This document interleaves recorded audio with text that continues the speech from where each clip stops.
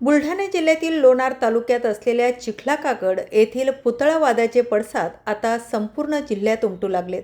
या वादातून निर्माण झालेल्या तणावाची परिस्थिती आणि त्यानंतर पोलिसांनी केलेल्या कारवाईच्या निषेधार्थ आज बीबी येथे ओबीसी एल्गार मेळावा पार पडला। या मेळाव्यातून समाजाच्या वतीने प्रशासनाला थेट आणि गंभीर इशारा देण्यात आलाय। या मेळाव्यात बोलताना ओबीसी नेत्यांनी आपली भूमिका अत्यंत स्पष्टपणे मांडली। नेत्यांनी नमूद केलंय की छत्रपती शिवाजी महाराज हे सर्वांचंच आराध्य दैवत आहे। त्यांच्या पुतळ्याला किंवा स्मारकाला आमचा अजिबात विरोध नाही, मात्र ही जागा योग्य आणि सर्वसामान्य असायला हवी। केवळ राजकीय हेतूने वाद निर्माण केला जात असल्याचा आरोपही यावेळी करण्यात आलाय। तसेच या मेळाव्यातून मराठा आरक्षण आंदोलक मनोज जरांगे पाटील यांच्यावरही नाव न घेता निशाणा साधण्यात आला। चिखलाकागड येथे गर्दी जमवण्याच्या आव्हानावर जर राज्याचा ओबीसी समाज एकवटला तर परिस्थिती काय होईल याचा विचार करा, असा इशाराही नेत्यांनी दिलाय। मेळाव्यातील सर्वात भावनिक क्षण ठरला तो म्हणजे स्थानिक महिलांनी मांडलेली आपबीती। पोलिसांनी केलेल्या कार्यवाहीत घरातील कर्त्या पुरुषांवर गुन्हे दाखल झाल्याने कुटुंबाची कशी वाताहत होत आहे हे सांगताना अनेक महिलांचे डोळे पाणावले। निरपराध लोकांना लक्ष्य केलं जाते असा गंभीर आरोप यावेळी समाजाच्या वतीने करण्यात आलाय।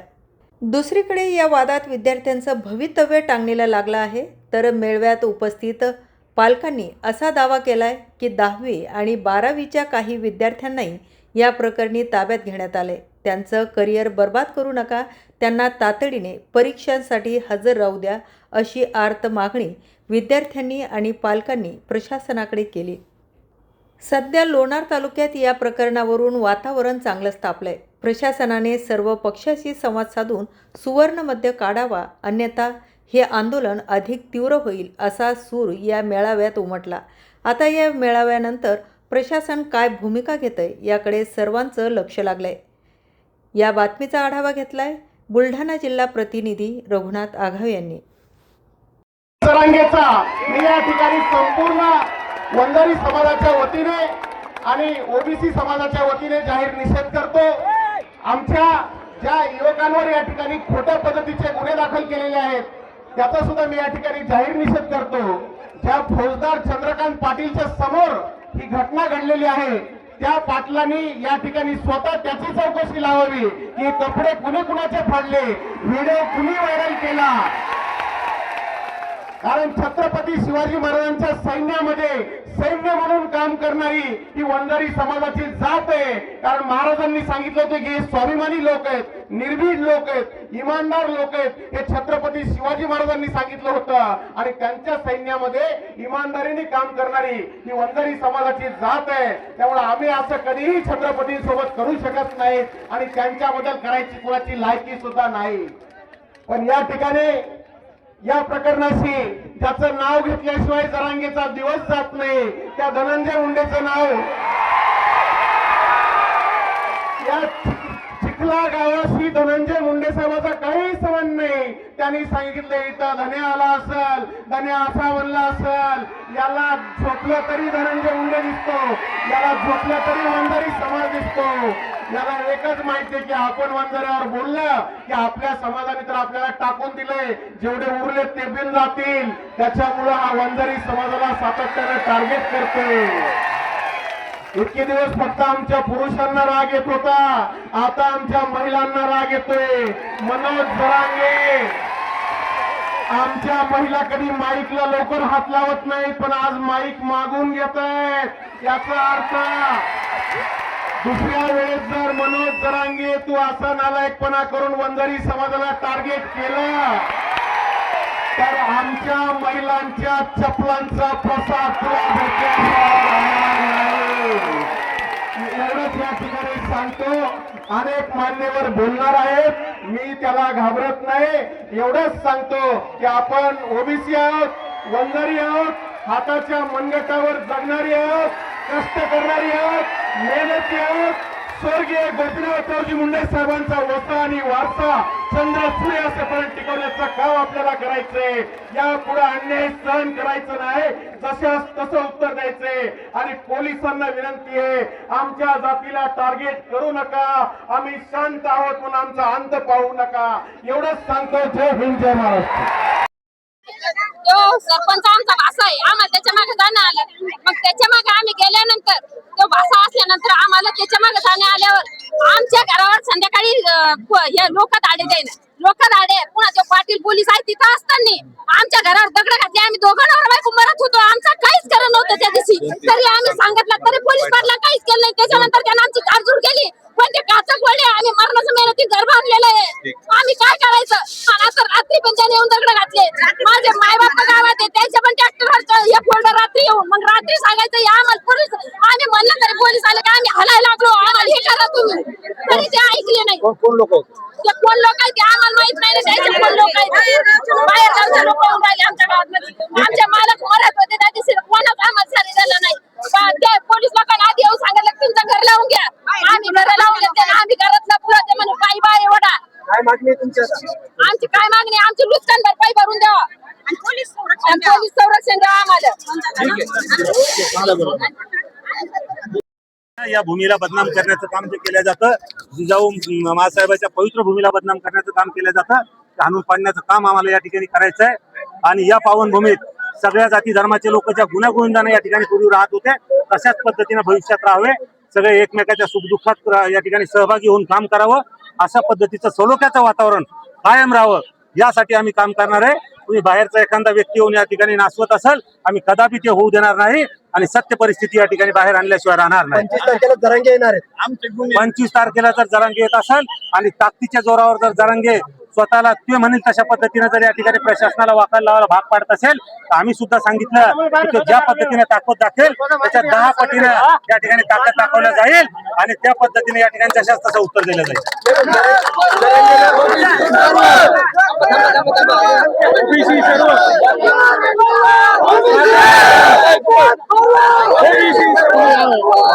जरांगेला सरकारचा साथ आहे का सगळं? जरांगेला सरकारची साथ आहे का जरांगेला? आणि काय झालं, प्रशासन काही ठिकाणी त्या ठिकाणी जनभावना म्हणून काही चुकीचा प्रकार घडू नये म्हणून संयमानं घेतोय. त्यामुळं प्रशासन संयमानं घेतो याचा अर्थ प्रशासन काही कुणाला घाबरतं असा अर्थ होत नाही. आम्ही संयमानं घेतो याचा अर्थ आम्ही काही कुणाला घाबरतो असं होत नाही. आम्हाला सत्य परिस्थिती समोर आणायची आहे आणि ती आणण्यासाठी आम्ही सगळे लढतोय आणि ती सत्य परिस्थिती लवकरच पुढे येईल. तेच मी सांगतो, खोटं पसरवलं जातं, कपडे फाडले आणि आम्हाला म्हटलं जातं की कपडे फाडणारे एखाद्या महिलेचे कपडे फाडले आणि तुम्ही कसं गुन्हेगारला समर्थन करता. अरे आम्ही गुन्हेगारला समर्थन करतच नाही. तर खरंच कपडे फाडले असते तर आम्ही त्या गुन्हेगारला सगळ्यात पहिले ठेचून काढलं असतं. परंतु खोटं का सहन करायचं? खोट्या पद्धतीने तुम्ही पसरवसान, तुम्ही काहीतरी चुकीचं त्या ठिकाणी कुभांड रचसान आणि म्हणसान की आम्ही म्हणतो ते करा आणि गुन्हेगाराला त्या ठिकाणी शिक्षा द्या. पण गुन्हेगार असतात आम्ही शिक्षा देऊ ना, पण तुम्ही एखाद्याला चुकीच्या पद्धतीने गुन्हेगार ठरवसान आणि त्याला शिक्षा द्या म्हणसान, हे होणार नाही. 10वी-12वीची सध्या परीक्षा सुरू आहे, अनेक मुलांना त्याच्यामध्ये अडकवलं, अटक केली. काय सांगाल त्यांना सोडायचं? 10वी-12वीची परीक्षा आहे ती काही एका जातीच्या एका धर्माच्या मुलाची नाही, सगळ्या जाती धर्माच्या 10वी-12वीच्या मुलाची परीक्षा आहे. त्या सगळ्यांना परीक्षेला जाता आलं पाहिजे, सगळ्यांना परीक्षा देता आली पाहिजे. या अशा गोष्टीमुळं या ठिकाणी कुठल्याही मुलाचं वर्ष वाया जाता कामा नये, कुठल्याही मुलाचं नुकसान होता कामा नये. कुठल्याही जातीचा मुलगा असो, कुठल्याही धर्माचा मुलगा असो, त्याचं शैक्षणिक नुकसान होता कामा नये याची काळजी आम्हाला या ठिकाणी राज्याच्या मुख्यमंत्र्यांनी यावर लक्ष घालायला पाहिजे. 100% राज्याचे मुख्यमंत्री या ठिकाणी लक्ष घालतात. अजूनही यापुढे जाऊन त्यांनी काळजीपूर्वक लक्ष घालावं आणि सत्य काय ते जनतेसमोर आणण्यासाठी पोलीस प्रशासनाने सुद्धा या ठिकाणी काम करावं. अधिवेशनामध्ये सुद्धा हे अर्थसंकल्पीय अधिवेशन आहे, परंतु त्यामध्ये सुद्धा जिथं कुठं संधी मिळेल तिथं हा मुद्दा उपस्थित करण्याचं काम अनेक जण करतील आणि सत्य काय ते समोर आणतील.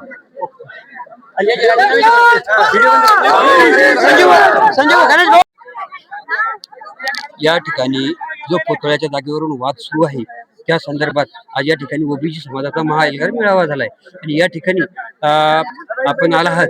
आपल्याला वातावरण कसं दिसलंय आणि नेमकं या घटनेचा सूत्रधार कोण आहे असं आपल्याला वाटतंय? खरं बघायला गेलं तर छत्रपती शिवरायांच्या राज्यामध्ये त्यांच्या नावानं असं राजकारण होणं आणि कुठंतरी महाराजांच्या नावानं गावाच्या गावं पेटवली जात आहेत, घराच्या घरं फोडली जात आहेत, हे खरं तर तुमचं आमचं अहोभाग्य म्हणावं लागेल. ज्या छत्रपती शिवाजी महाराजांना स्वराज्य निर्मितीसाठी आपलं रक्त सांडलंय ह्या जन्मभूमीत, आणि ह्याच जन्मभूमीत जिजाऊ माझ्या जर तुम्ही ना का आमच्या आया बहिणीचे असे काही हे करणार असताल, समजून घ्या काय, तर ते चुकीचं आहे. इथं मी जेव्हा आलोय, मी 4 दिवस झालं गेली बघतोय, महाराष्ट्रात प्रचंड जातीवाद पसरला आहे. पण वास्तवात जर बघितलं तर इथं अन्याय कोणावर झालाय, अन्याय ज्याच्यावर झालाय तो माणूस बाजूलाच आहे, पण ज्याच्यावर काहीच झालं नाही अशाच माणसाचा मीडिया समोर येऊन गाजा वाजा हे ते ही चालू आहे. आणि ते कुठेतरी थांबलं पाहिजे, त्याला समजली पाहिजे. खरं तर माझ्या माता भगिनीवर अन्याय झालाय, हा अन्याय सुद्धा महाराष्ट्राला दाखवला पाहिजे, आणि त्याच्यामध्ये कुठंतरी ही मीडिया कुठंतरी कमी पडते असं मला म्हणायचं. या ठिकाणी नागरिकांचं म्हणणं आहे, काही नागरिक इथे हजर नसताना सुद्धा त्यांची नावं या केसेसमध्ये दाखल करण्यात आली आणि त्यांना उचलण्यात येत आहे. आणि काही 12वीच्या मुलांच्या परीक्षा आहेत, त्या मुलांची सुद्धा नावं याच्यामध्ये गोवण्यात आले. याबद्दल काय सांगाल? खरं बघायला गेलं तर प्रशासन आहे, सर्व काही गोष्टी. मी आता पोलीस स्टेशनला जाणार आहे, मी त्यांना सांगणार आहे जे कोणी दोषी आहेत त्यांच्यावर कारवाई करा, पण जे दोषी नाही, ज्याचा काही संबंध नाही, जो गावगाड्यात नव्हता, जो बाहेर होता, अशा माणसावर विनाकारण जर तुम्ही टार्गेट करून जर जर जर त्यांचे नावं टाकण्याचा प्रयत्न करीत असतात तर हे चुकीचं आहे. 10वी 12वीच्या पोराला परीक्षा चालू आहे आणि आज ते पोरं तुम्ही नका अटक करताय, म्हणजे नेमकं तुम्हाला कुठंतरी आमच्या समाजातला माणूस, ओबी समाजातला माणूस पुढे येऊन शिक्षण करतात, नोकऱ्या करतात, हे कुठेतरी तुम्हाला थांबवायचंय. असंच ह्याच्यातून आम्हाला निष्पन्न होतंय. आणि मला एवढं सांगायचंय की मी प्रशासनाला विनंती करणार याची CBI चौकशी लावून जे दिवशी त्याच्यावर कारवाई करा आणि CDR रिपोर्ट काढा, त्यांच्याहून सर्व काही समजून जाणार आहे. त्याच्यामुळं मी आता इथून लागलीच त्या गावामध्ये जाऊन झालेल्या गोष्टीची सर्व पूर्ण माहिती मी घेणार. जेव्हा भगवानच्या माणसाला पकडून झालेले नाही, मोबाईल पण सुद्धा घेऊ दिला नाही. जेव्हा आमच्या माणसाला ह्या पोलिसांना रात्री 2 वाजता पकडून चालवलं होतं आमच्या घर शेतामध्ये, मी एकटीच होते घरामध्ये. जेव्हा आमच्या माणसाला पकडून चालवलं होतं तेव्हा आमच्या माणसानं पाणी मागितलं होतं प्यायला, म्हणे मला पाणी पिऊ द्या म्हणे. हे माणसं पोलीस काय म्हणले, म्हणे आम्ही तुमच्या माणसाच्या समोर पाणी देतो म्हणे. 8 रानात नेले, परत पुन्हा आणखी कुठं नेलं आम्हाला काही माहिती नाही. आणि पाणी पण सुद्धा पिऊ दिलं नाही, पायात चप्पल घालू दिली नाही, मोबाईल पण सुद्धा नेऊ दिला नाही आम्हाला. मी माझ्या पतीचा सध्या कॉन्टॅक्ट काहीच करू शकत नाही. मग याचा आम्हाला न्याय हवा आहे. मला याचा न्याय कसा पाहिजे मग तुम्ही देऊ शकता, तुम्हीच द्या मला याचा न्याय.